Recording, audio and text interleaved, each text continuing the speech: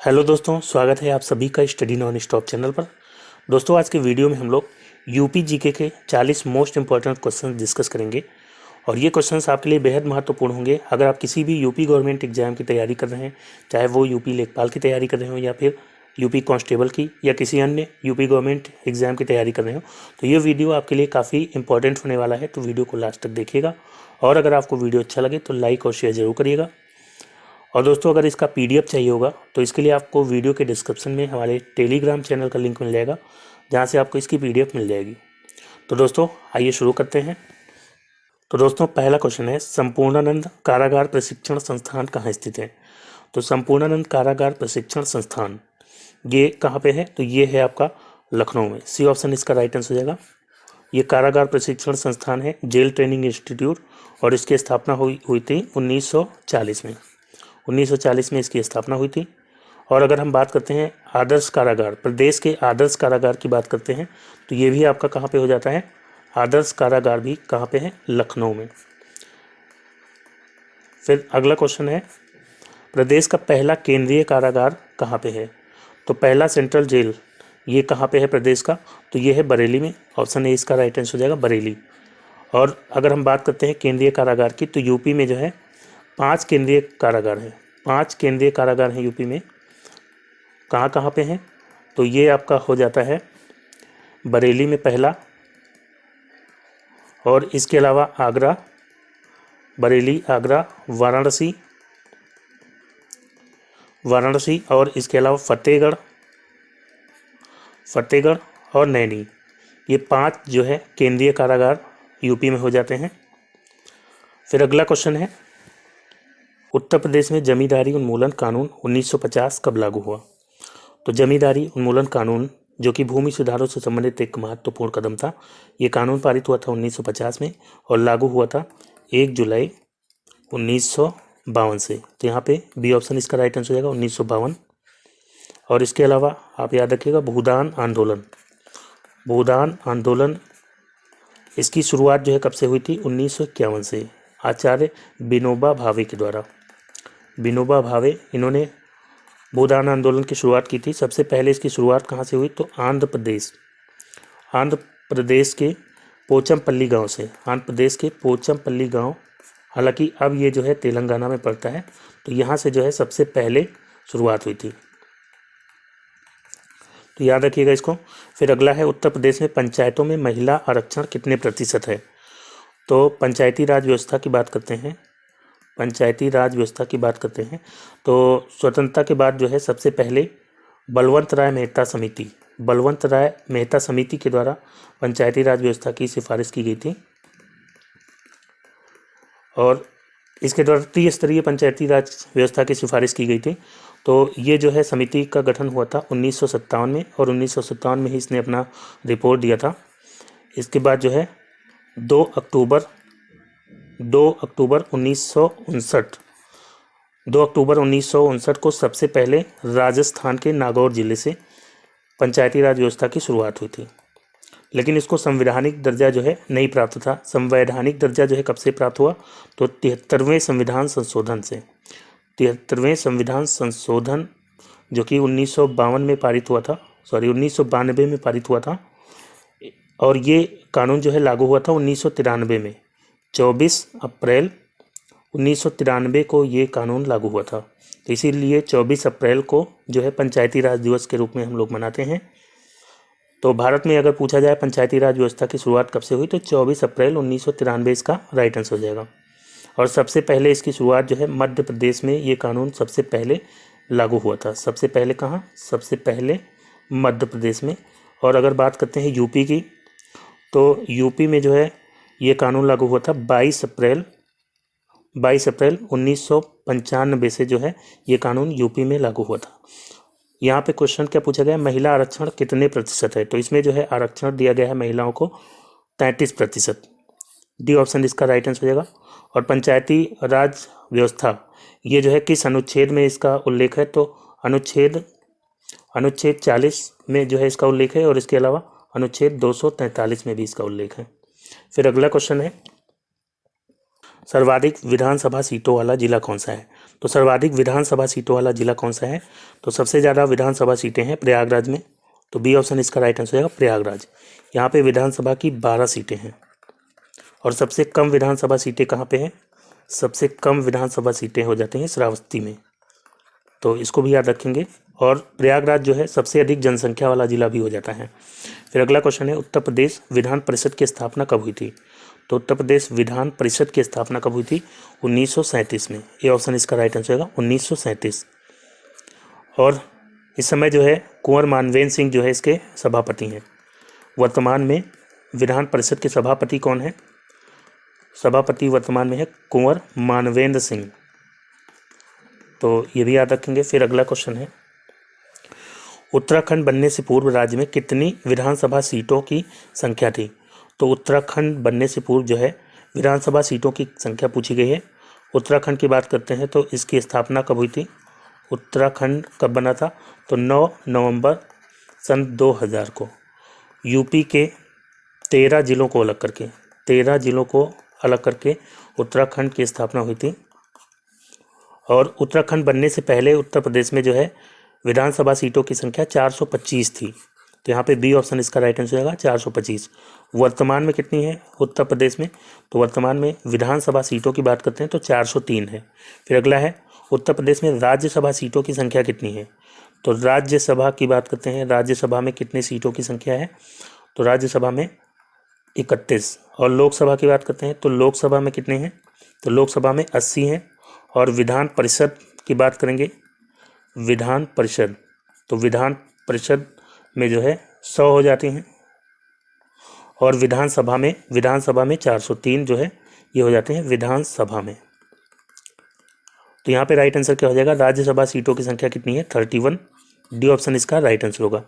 फिर अगला है, उत्तर प्रदेश में कितने मंडल हैं? तो उत्तर प्रदेश में कितने मंडल हैं वर्तमान में? तो इसका राइट आंसर होगा ऑप्शन सी 18 मंडल हैं।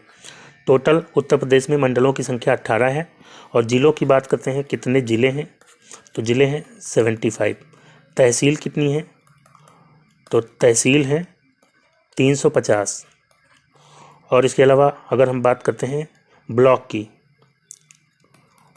की बात करेंगे तो ब्लॉक कितने हैं उत्तर प्रदेश में? तो 823 ब्लॉक हैं। और इसके अलावा गांव की बात करते हैं, गांव तो 97,941 जो है गांव हैं। और ग्राम पंचायत की बात करेंगे, क्योंकि सभी गांवों में ग्राम पंचायत नहीं होती है, जिसकी जनसंख्या 1000 से कम होती है तो कई गांवों को मिला करके एक ग्राम पंचायत बना दी जाती है। तो ग्राम पंचायत इस समय जो है कितनी है? तो 59,002 ये जो है इतनी ग्राम पंचायतें हो जाती हैं उत्तर प्रदेश में। फिर अगला क्वेश्चन है, उत्तर प्रदेश में प्रथम बार राष्ट्रपति शासन कब लागू हुआ था? तो उत्तर प्रदेश में प्रथम बार राष्ट्रपति शासन कब लागू हुआ था? तो इसका राइट आंसर हो जाएगा ऑप्शन ए 1968। उत्तर प्रदेश में सबसे अधिक बार यूपी में जो है सबसे अधिक बार राष्ट्रपति शासन लग चुका है। कितने बार? तो 10 बार लग चुका है। और सबसे ज़्यादा समय तक कहाँ लगा है? अगर हम बात करते हैं सबसे ज़्यादा समय तक कहाँ लगा रहा, तो सबसे ज़्यादा समय तक जो है राष्ट्रपति शासन पंजाब में लगा रहा। राष्ट्रपति शासन का अनुच्छेद कौन सा होता है? तो अनुच्छेद जो है 356 ये जो है राष्ट्रपति शासन से संबंधित होता है। राष्ट्रपति शासन से संबंधित होता है 356। और अनुच्छेद 352 होता है राष्ट्रीय आपातकाल से संबंधित। अनुच्छेद 352 ये जो है होता है राष्ट्रीय आपातकाल। और 360 की बात करते हैं तो ये वित्तीय आपातकाल से संबंधित होता है, वित्तीय आपात। राष्ट्रीय आपात की बात करते हैं तो राष्ट्रीय आपात अपने देश में 3 बार लग चुका है। और वित्तीय आपात अभी 1 बार भी नहीं लगा है। फिर अगला क्वेश्चन है, उत्तर प्रदेश में सर्वाधिक बार मुख्यमंत्री कौन बना है? तो उत्तर प्रदेश में सबसे ज़्यादा बार मुख्यमंत्री बनी है सुश्री मायावती। डी ऑप्शन इसका राइट आंसर होगा सुश्री मायावती, जो कि 4 बार मुख्यमंत्री बन चुकी हैं उत्तर प्रदेश की। अगर हम बात करते हैं सबसे पहले उत्तर प्रदेश का मुख्यमंत्री कौन बना था, तो उत्तर प्रदेश के फर्स्ट सीएम थे पंडित गोविंद वल्लभ पंत। पंडित गोविंद वल्लभ पंत ये उत्तर प्रदेश के पहले मुख्यमंत्री थे। और पहली मुख्यमंत्री महिला की बात करते हैं,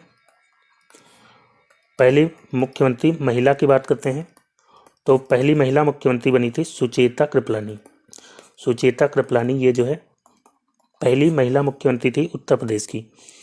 और इसके अलावा अगर हम बात करते हैं पहले राज्यपाल, उत्तर प्रदेश के पहले राज्यपाल की बात करते हैं तो राज्यपाल सबसे पहले उत्तर प्रदेश की बनी थी सरोजनी नायडू। सरोजनी नायडू, और ये जो है पहली महिला राज्यपाल भी थी और पूरे भारत की भी ये पहली महिला राज्यपाल थी। और सुचित्रा कृपलानी पूरे भारत की पहली महिला मुख्यमंत्री थी। अब अगला क्वेश्चन लेते हैं, प्रथम विधान परिषद सभापति कौन थे? तो विधान परिषद के वर्तमान में सभापति मैंने आपको बताया था कुंवर मानवेंद्र सिंह हैं। और सबसे पहले विधान परिषद के सभापति कौन थे? तो चंद्रभाल। ये ऑप्शन इसका राइट आंसर हो जाएगा, चंद्रभाल ये जो है सबसे पहले विधान परिषद के सभापति थे। सबसे पहले विधानसभा के अध्यक्ष कौन थे? फर्स्ट विधानसभा के अध्यक्ष कौन थे? तो सबसे पहले विधानसभा अध्यक्ष थे पुरुषोत्तम दास टंडन। पुरुषोत्तम दास टंडन, तो इनका भी आप नाम याद रखिएगा, पुरुषोत्तम दास टंडन। ये जो है सबसे पहले विधानसभा के अध्यक्ष थे। और वर्तमान में विधानसभा के अध्यक्ष कौन है? वर्तमान में विधानसभा के अध्यक्ष कौन है? तो इनका नाम है हृदय नारायण दीक्षित। हृदय नारायण दीक्षित। अगला क्वेश्चन है, राज्य के प्रथम लोकायुक्त कौन थे? तो प्रथम लोकायुक्त की बात करते हैं उत्तर प्रदेश के, तो इसका राइट आंसर हो जाएगा ऑप्शन बी, विशंभर दयाल। विशंभर दयाल ये जो है राज्य के प्रथम लोकायुक्त थे। और प्रथम लोकायुक्त की नियुक्ति कब हुई थी? तो नियुक्ति हुई थी 14 सितंबर 1977 को। 14 सितंबर 1977 को जो है प्रथम लोकायुक्त की नियुक्ति हुई थी, तो इसको भी याद रखेंगे।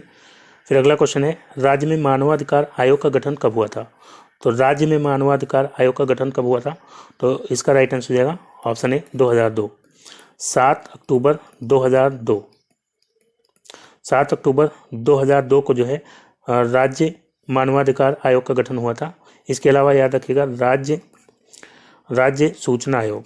राज्य सूचना आयोग का गठन कब हुआ था? तो राज्य सूचना आयोग का गठन हुआ था 2005 में। और राज्य महिला आयोग की बात करते हैं, राज्य महिला आयोग। तो राज्य महिला आयोग का गठन कब हुआ था? तो 2007 में। फिर अगला क्वेश्चन है, देश के कुल क्षेत्रफल में उत्तर प्रदेश का प्रतिशत कितना है? तो उत्तर प्रदेश की बात करते हैं तो इसका जो कुल क्षेत्रफल है यह है 2,40,928 वर्ग किलोमीटर। 2,40,928 स्क्वायर किलोमीटर ये जो है उत्तर प्रदेश का क्षेत्रफल है। और ये जो है चौथा स्थान रखता है पूरे भारत में। सबसे पहले नंबर पे राजस्थान है, फिर जो है मध्य प्रदेश है, फिर महाराष्ट्र है, उसके बाद चौथे नंबर पे उत्तर प्रदेश आपका आता है। और ये जो है देश के कुल क्षेत्रफल का 7.3% ये उत्तर प्रदेश का क्षेत्रफल होता है। तो यहाँ पे सी ऑप्शन इसका राइट आंसर होगा 7.3%। फिर अगला है, सर्वाधिक वर्षा वाला जिला कौन सा है? तो सर्वाधिक वर्षा वाला जिला हो जाता है गोरखपुर। बी ऑप्शन इसका राइट आंसर होगा। और अगर अब बात करते हैं सबसे कम वर्षा वाला जिला कौन सा है उत्तर प्रदेश का? तो सबसे कम वर्षा वाला जिला है मथुरा। फिर नेक्स्ट क्वेश्चन लेते हैं, प्रदेश का सर्वाधिक नम भूमि वाला जिला कौन सा है? तो सर्वाधिक नम भूमि वाला जिला कौन सा हो जाता है? सोनभद्र। यहाँ पे ए ऑप्शन इसका राइट आंसर होगा। सोनभद्र जो है सर्वाधिक नम भूमि वाला जिला हो जाता है। और सबसे कम नम भूमि वाला जिला कौन सा होगा? तो सबसे कम नम भूमि वाला जिला हो जाता है बागपत और हाथरस। बागपत और हाथरस ये जो है सबसे कम नम भूमि वाला जिला हो जाता है।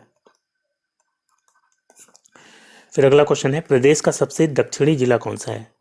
तो प्रदेश का जो है सबसे दक्षिणी जिला कौन सा हो जाता है? तो सबसे दक्षिणी की बात करते हैं, सबसे दक्षिणी हो जाता है सोनभद्र। सोनभद्र जो है ये सबसे दक्षिणी जिला हो जाता है। अगर उत्तरी की बात करते हैं तो सबसे उत्तरी जिला हो जाता है सहारनपुर।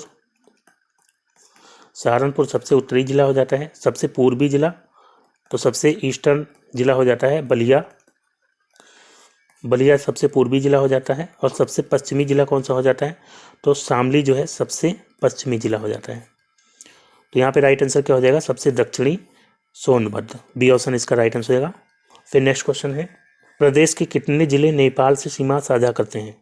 तो नेपाल से प्रदेश के जो है 7 जिले साझा करते हैं सीमा। तो यहाँ पे राइट आंसर हो जाएगा ऑप्शन डी 7। कौन कौन से जिले हैं? तो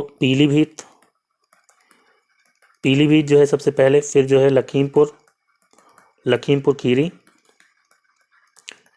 फिर उसके बाद जो है बहराइच, बहराइच के बाद जो है श्रावस्ती,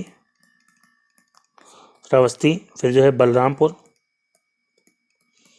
बलरामपुर, और उसके बाद जो है सिद्धार्थनगर, सिद्धार्थनगर, और इसके अलावा महाराजगंज, महाराजगंज। तो ये जो है 7 जिले हो जाते हैं टोटल। ये जो है नेपाल के साथ सीमा साझा करते हैं। फिर अगला है प्रदेश का कौन सा जिला झारखंड से सीमा साझा करता है। तो झारखंड से जो है इसमें से कौन सा जिला सीमा साझा करता है, तो इसका राइट आंसर हो जाएगा ऑप्शन बी, सोनभद्र। सोनभद्र जो है इकलौता ऐसा जिला है जो 4 राज्यों के साथ सीमा साझा करता है। झारखंड के साथ करता है, झारखंड हो गया, इसके अलावा बिहार के साथ साझा करता है, बिहार, और इसके अलावा छत्तीसगढ़, छत्तीसगढ़ के साथ साझा करता है, और इसके अलावा मध्य प्रदेश। तो इन 4 राज्यों के साथ सीमा साझा करता है सोनभद्र डिस्ट्रिक्ट।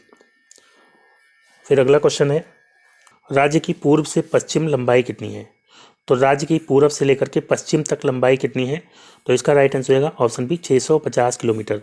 उत्तर प्रदेश की पूर्व से पश्चिम लंबाई जो है 650 किलोमीटर हो जाती है, और उत्तर से दक्षिण की बात करेंगे तो उत्तर से दक्षिण जो है 240 किलोमीटर हो जाती है।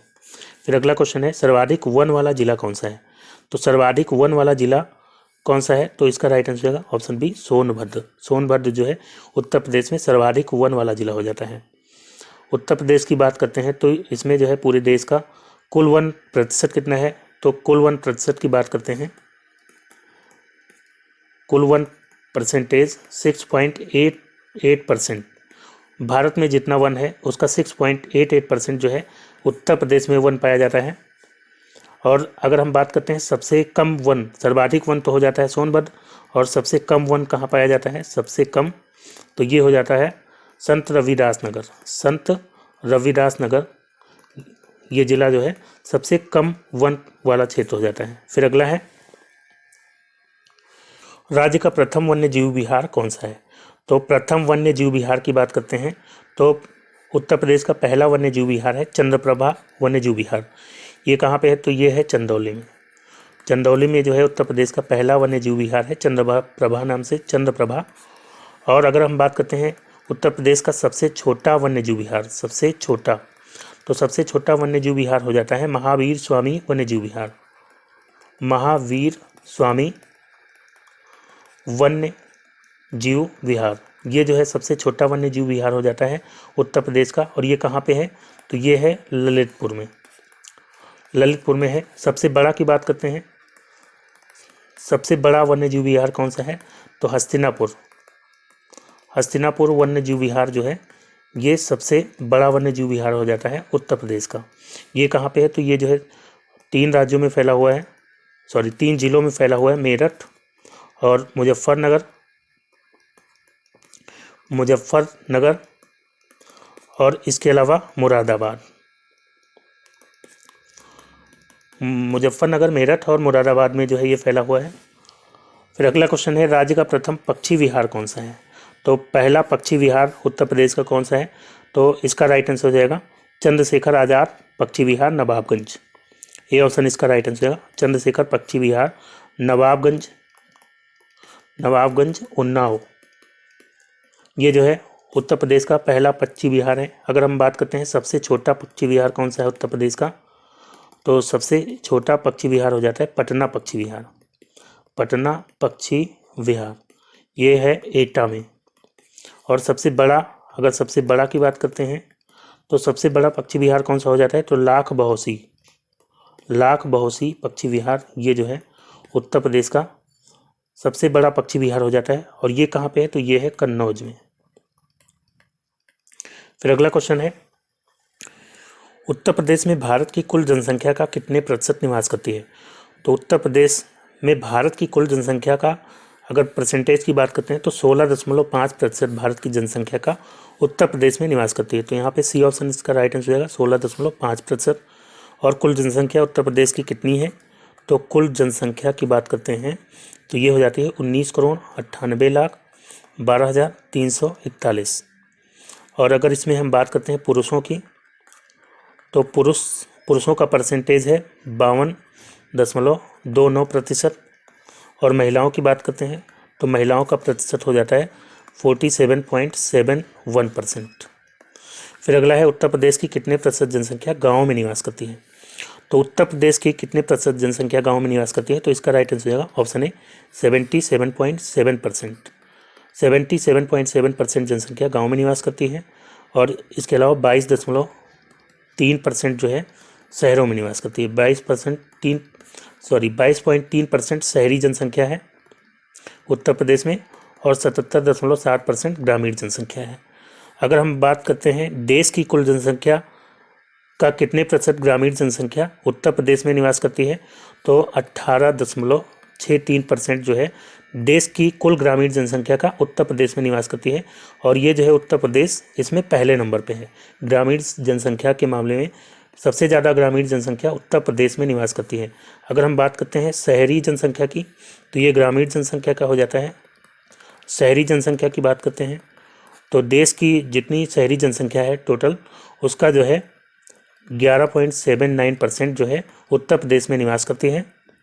और उत्तर प्रदेश जो है सेकेंड नंबर पे आ जाता है। सेकेंड नंबर पे आ जाता है शहरी जनसंख्या के मामले में।